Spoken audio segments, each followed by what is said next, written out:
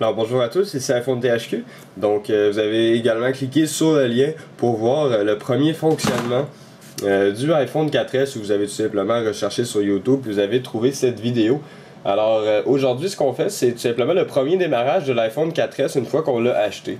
Donc vous voyez encore qu'il y a encore la pellicule de plastique que je vais enlever à l'instant pour voir la beauté de ce produit Apple.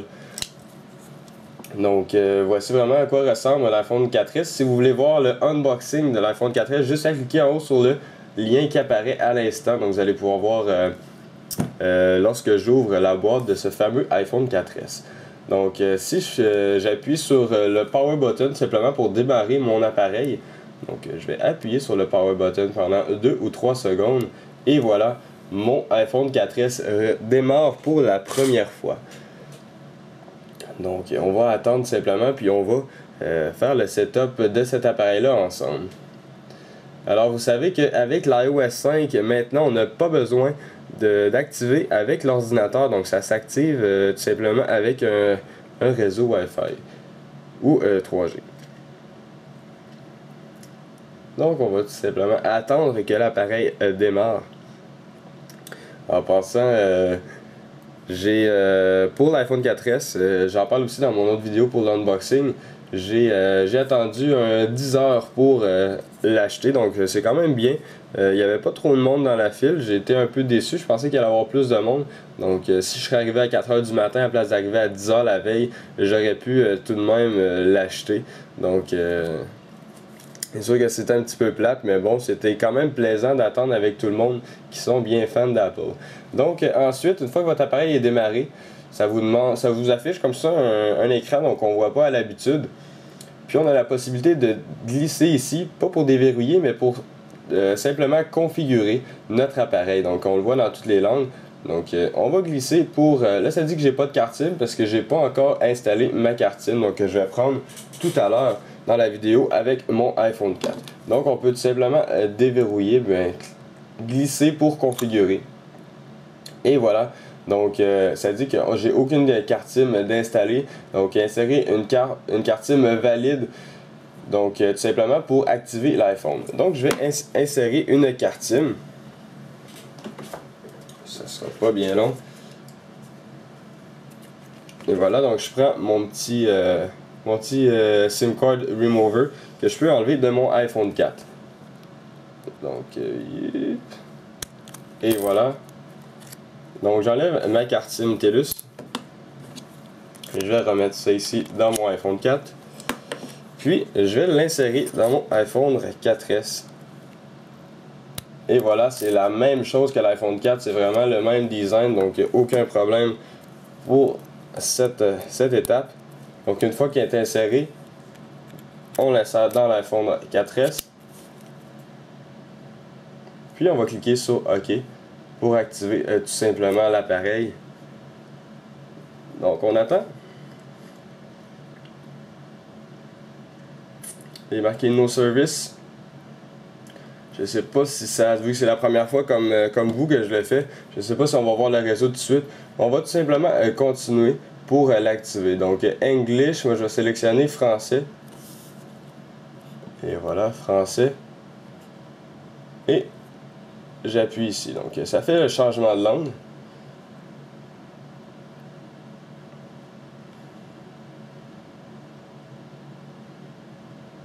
Ce sera pas bien long.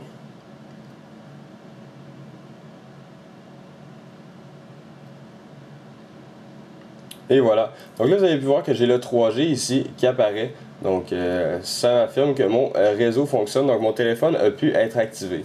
Donc là, je vais choisir mon pays. Il me demande de sélectionner le pays. Vous, ça peut être... Oups. Am I return a temporary error. Donc, je vais accepter cette erreur. Ça doit être à cause de la carte SIM.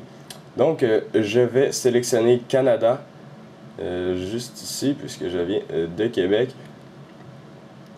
Ensuite, je fais suivant. Là, ça vous demande, est-ce que vous voulez...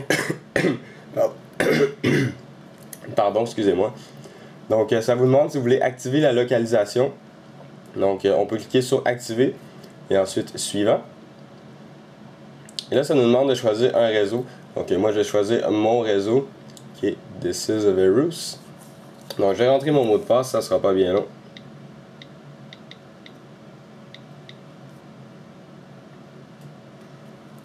Et voilà, donc je fais rejoindre. Et mon appareil va maintenant se connecter au réseau. Et ensuite, je peux faire suivant. Vous avez la possibilité également de passer cette étape si vous n'avez pas de réseau Wi-Fi en particulier. Donc, je vais faire suivant. Et là, ça fait l'activation de l'iPhone. Donc, ça vérifie avec la carte SIM, puis ça va s'activer. Donc là, on peut voir que le réseau TELUS vient de rentrer. Donc, ça fonctionne très bien. Puis là, je peux utiliser comme un nouvel iPhone ou restaurer à partir d'une sauvegarde d'iCloud. Donc, ou le restaurer à partir d'une sauvegarde d'iTunes. Donc ça, c'est trois différentes options. Comme un nouvel iPhone, ça c'est quand vous avez un nouvel iPhone, vous voulez configurer comme un nouvel appareil. Ou restaurer à partir d'iCloud. Donc ça, c'est si vous voulez restaurer à partir d'une copie sauvegarde que vous avez d'un autre iPhone. Ou la même chose avec iTunes. Donc moi, vu que c'est un nouvel appareil, puis je ne veux pas avoir des vieilles choses d'un autre iPhone, je vais faire comme un nouvel iPhone, puis je fais suivant. Là, ça va me demander si je veux utiliser mon identifiant Apple, dans le fond. Donc je fais connexion avec un ID Apple si vous en avez déjà un, ou n'en créer un nouveau. Donc je vais tout simplement utiliser un ID que j'ai présentement. Donc je vais rentrer ça, ça sera pas bien long.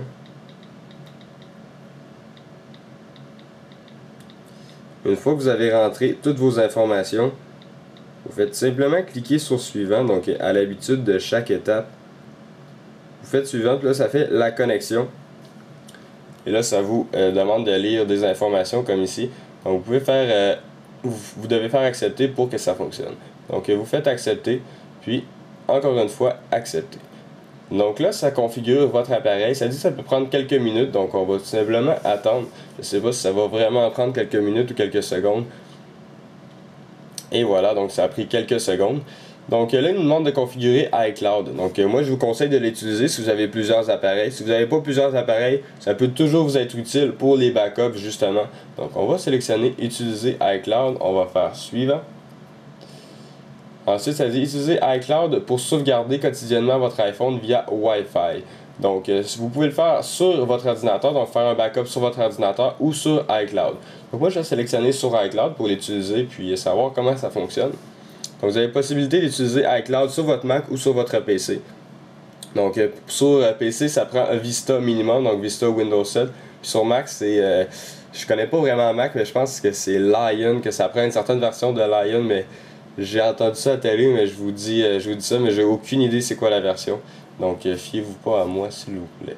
Donc, ça vous propose la localisation de votre téléphone. Donc, localiser mon iPhone ou ne pas l'utiliser. Moi, je vais l'utiliser. Faire suivant.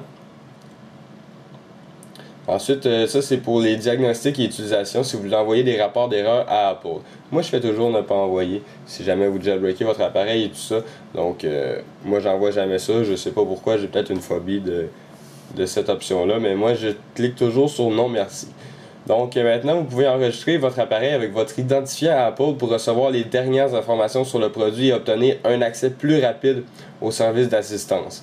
Donc ça c'est à votre choix si vous voulez recevoir plein de pubs par plein d'informations par votre courriel. Donc vous pouvez le mettre à on ou à off. Donc moi je vais le mettre à off. Puis là c'est la fin de notre setup. Donc on peut cliquer sur commencer à utiliser notre iPhone pour la première fois. Ah, j'ai reçu un beau petit message, je sais pas c'est qui. Ah, je pense que c'est Alex. Bon, on a reçu un message d'Alex, donc parce que je viens de dire que j'avais l'iPhone 4S, donc il m'a envoyé un beau petit message. Vous allez voir le système de notification qui est quand même différent de l'iOS 4, donc ici on peut voir que le Springboard est semblable. Par contre, il y a vraiment beaucoup d'options, plus de 200 nouvelles options. Si vous voulez voir une présentation de l'iOS 5, donc je ne représenterai pas l'iOS 5, je l'avais faite en bêta 1. Donc vous pouvez voir la présentation juste en cliquant en haut ici sur le lien qui est affiché à l'écran. Donc vous avez la possibilité de voir une présentation de l'iOS 5. Donc maintenant notre appareil est configuré. Puis si on va dans les réglages, vous pouvez sélectionner votre opérateur simplement ici. Puis vous avez vraiment plusieurs options. Donc iCloud c'est rajouté. Vous avez Twitter d'intégrer maintenant. Donc vous pouvez configurer votre FaceTime. Vous avez des options vraiment pour tout.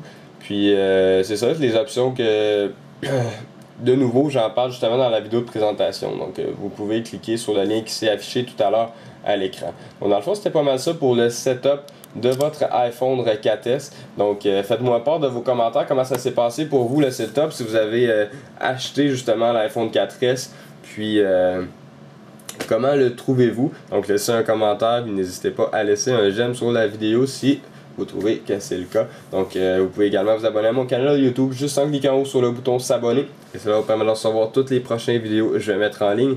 Visitez également mon Twitter, mon Facebook et mon Google Plus pour me suivre en tout temps. Et visitez également iPodTouchisopro.com. Merci beaucoup, au revoir.